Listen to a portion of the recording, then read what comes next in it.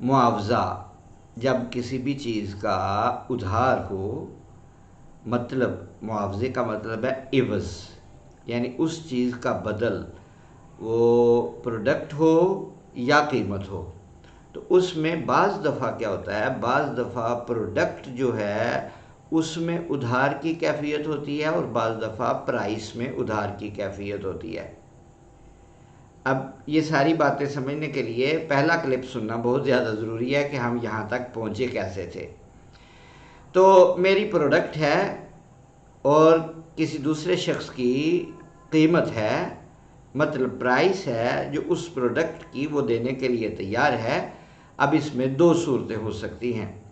ایک صورت تو یہ کہ میرے پاس اس وقت پروڈکٹ نہیں ہے اور خریدنے والے کے پاس اس وقت پیسے ہیں، میری پروڈکٹ نہیں ہے، تو اس کا مطلب ہے اس صورت میں بیع کرنا جائز ہو جائے گا، بشرطے کہ وہ پروڈکٹ میری ملکیت ہو اور اس پہ وہ تمام شرائط لاگو ہوتی ہوں جو میں آپ کے سامنے پہلے بیان کر چکا ہوں۔ تو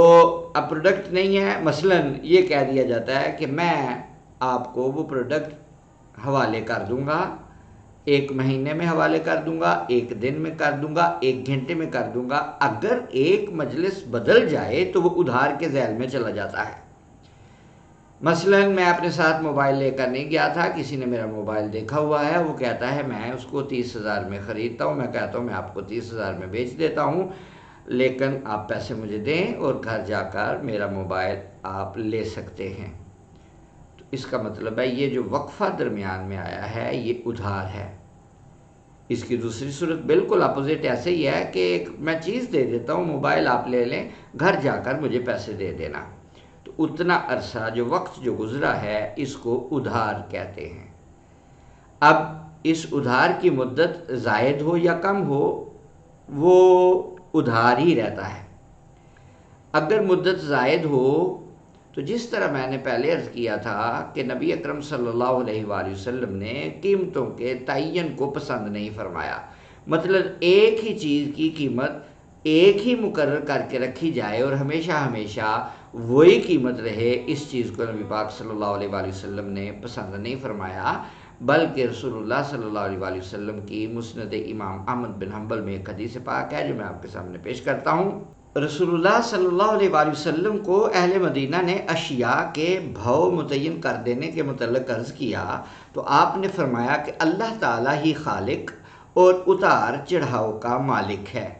نیز وہ تمام مخلوق کا رازق ہے۔ میں نہیں چاہتا کہ قیامت کے دن میرے ذمے کسی کا کوئی حق ہو۔ یہ مسند امام احمد بن حنبل کی حدیث پاک ہے۔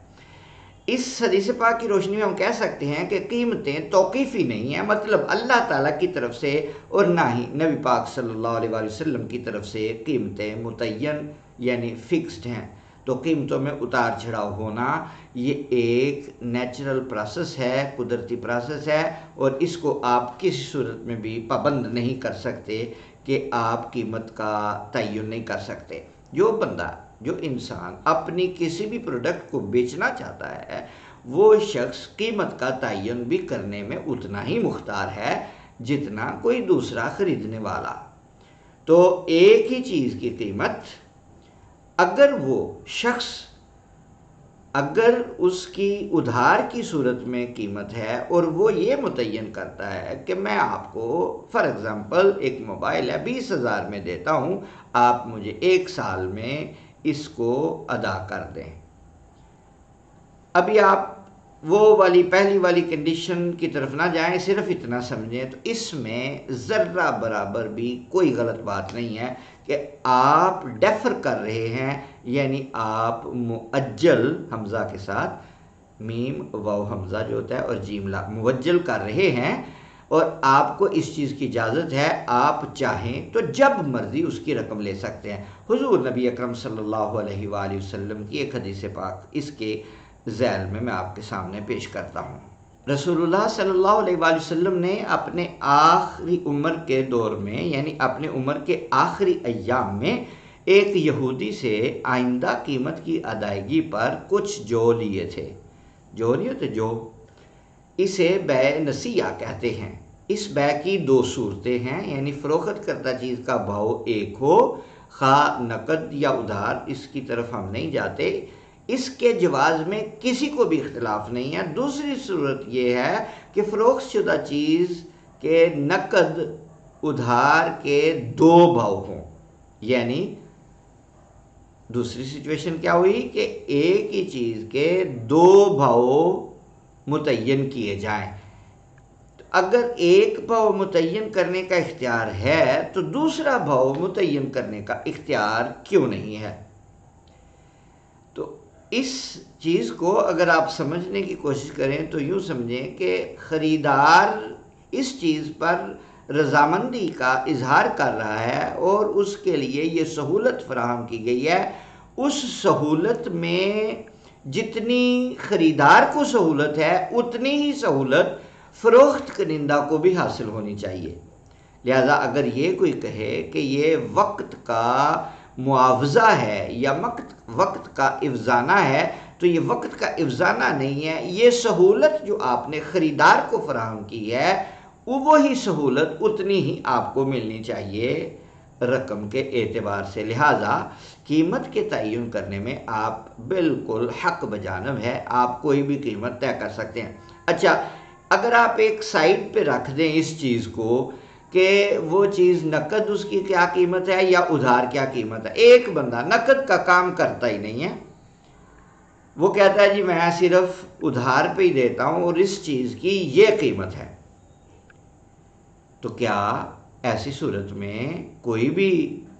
فقہا میں سے کوئی ایک بھی اختلاف کرے گا کہ اس کو اختیار نہیں ہے اس کی قیمت کے تعین کرنے کا؟ تو جتنے بھی فقہا ہیں وہ اس چیز پر متفق ہیں کہ قیمت کا تعین کرنا یہ فروخت کنندہ آدمی کا مکمل طور پر اختیار ہے۔ لہذا اس چیز کو سائیڈ پہ رکھیں کہ نقد کیا ہے ادھار کیا ہے، مسئلے کو نفس مسئلہ کو سمجھیں کہ اگر ادھار ہے، میری چیز ہے، میں دینا چاہتا ہوں اور اس کی قیمت میں متعین کروں گا، اور خریدار اگر راضی ہے کہ میں ٹھیک ہے سال میں 2 سال میں 3 سال میں، تو اگر میں کہتا ہوں سال میں آپ لو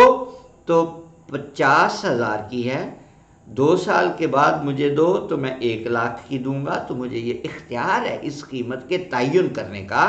اور یہ وقت کا افزانہ نہیں ہوگا کیونکہ اس پہ کوئی بھی مخالفت نہیں کرتا۔ مخالفت تب کرتے ہیں کیونکہ ان کے سامنے ایک حدیث پاک ہے حضور نبی اکرم صلی اللہ علیہ وآلہ وسلم کی کہ رسول اللہ صلی اللہ علیہ وسلم نے ایک سودے پر 2 سودے کرنے سے منع فرمایا ہے،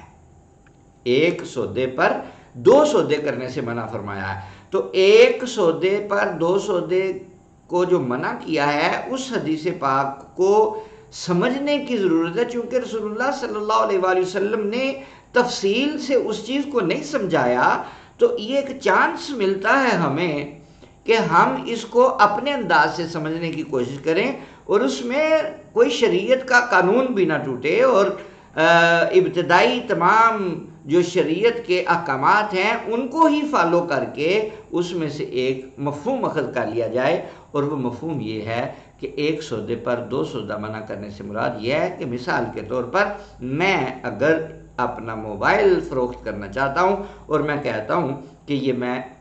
1 سال میں آپ مجھے رقم دے سکتے ہیں، تو 1 سال میں رقم دینے کا آپ کو میں نے جو اختیار دیا ہے، آپ کو جو آسودگی، آپ کو جو راحت، آپ کو جو آسانی میسر کی ہے،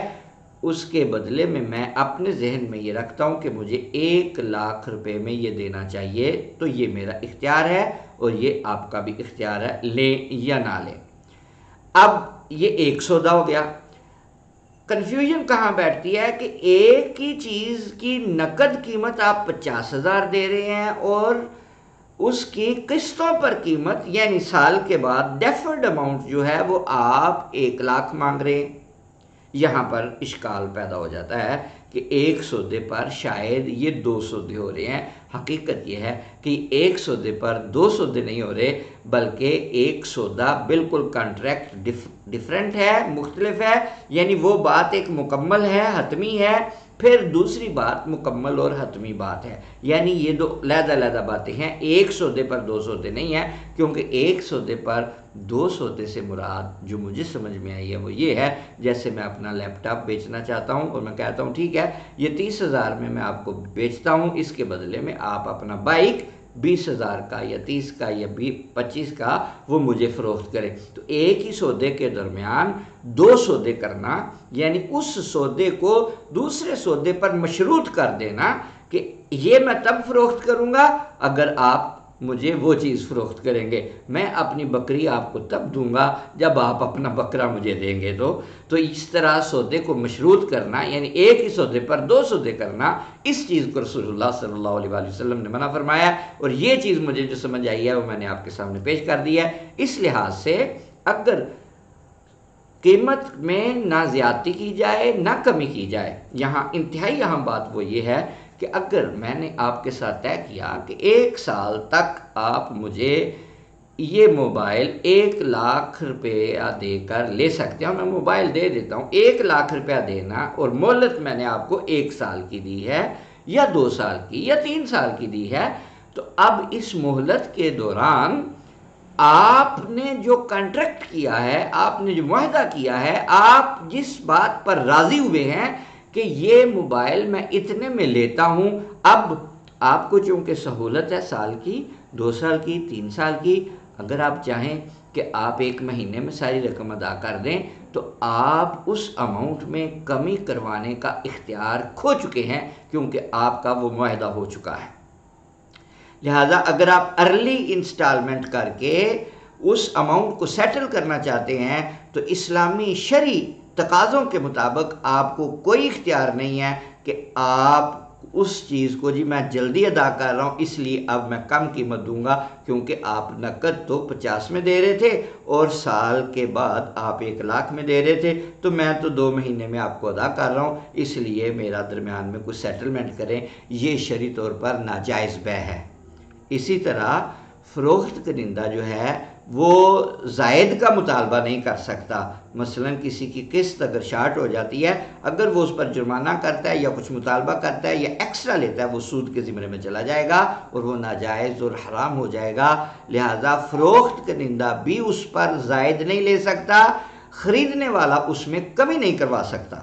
تو دونوں کے لیے ایک ہی حکم ہے۔ امید ہے کہ یہ مسئلہ سمجھ میں آ گیا ہوگا، اگر اب بھی نہیں سمجھ میں آیا تو مزید پوچھ سکتے ہیں، میں اس کو مزید الحمدللہ 1 آدھ گھنٹہ مزید گفتگو اس مسئلے پر کر سکتا ہوں۔ السلام علیکم ورحمۃ اللہ وبرکاتہ۔ ہماری ویڈیو دیکھنے پر بہت شکریہ، جزاک اللہ۔ گوگل میں سرچ کریں اسلام از ایزی یا پھر سرچ کریں میرے آئیڈیاز، لائک کریں، کامنٹ کریں، شیئر کریں اور سبسکرائب کریں۔